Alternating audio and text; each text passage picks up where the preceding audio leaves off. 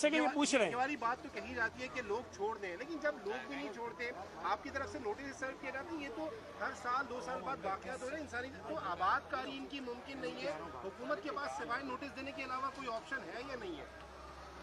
देखें, ये इमारत की अब तक जो तफसीलात हैं, अभी ज़ाहिर है मैं और चीज़ें कलेक्ट कर रहा हूँ, तफसील जो यकीनी तौर पर सारी डॉक्यूमेंटेड चीज़ें वो मैं आपके साथ मुमकिन है आज ही शेयर कर लूँ, या हो सकता है कल तक शेयर कर लूँगा सारी चीज़ें।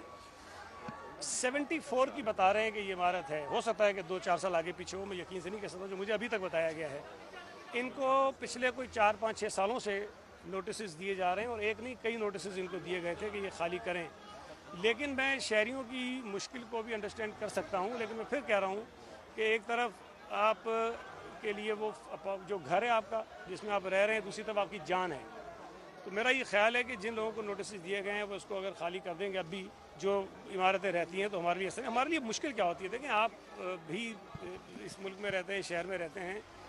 अगर हम जबरी तौर पर ज़बरदस्ती तौर पर खाली कराएंगे तो फिर भी एक इंसानी पहलू सामने आ जाता है, और हमें उस पर तनकीद का निशाना बनना पड़ता है कि लोगों को हम ज़बरदस्ती जो घरों से निकाल रहे हैं। तो इसमें मेरा ख्याल है कि हमें मीडिया के भी साथ की ज़रूरत होगी, लोगों के भी साथ की ज़रूरत होगी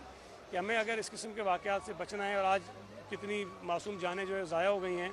अगर हमें इस किस्म के वाक़यात से बचाना है, लोगों की जानों को महफूज रखना है, तो शायद हमें कुछ सख्त इक़दाम भी करने पड़ेंगे, जिसमें हो सकता है कि लोगों की छत हम उनसे ले लें, लेकिन कम से कम उनकी जान बचाने में जो है वो कामयाब हो जाएंगे।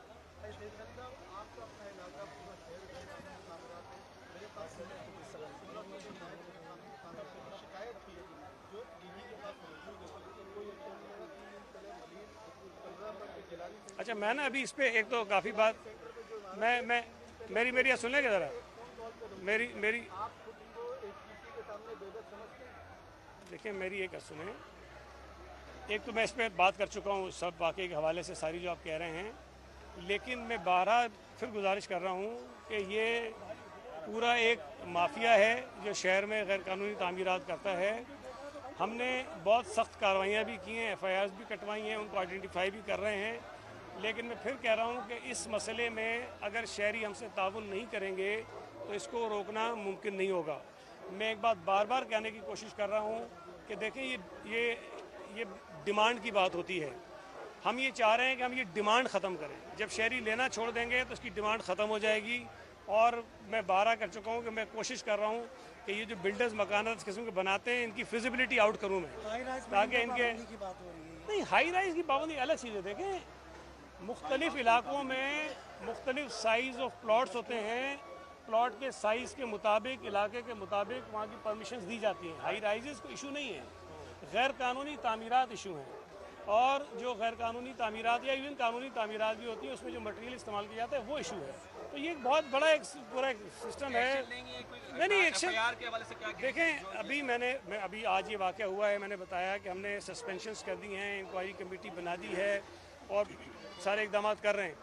लेकिन मैं कोशिश ये करूँगा कि अब कम से कम जो आइडेंटिफाइड डेंजरस बिल्डिंग्स हैं उनको खाली कराने का एक तरीक़ेकार मुतय्यन करें और लोगों को वहाँ से निकालें, ताकि मज़ीद कौन मालिक है, कहाँ है? अभी मुझे ज़रा, क्योंकि पुरानी बिल्डिंग है,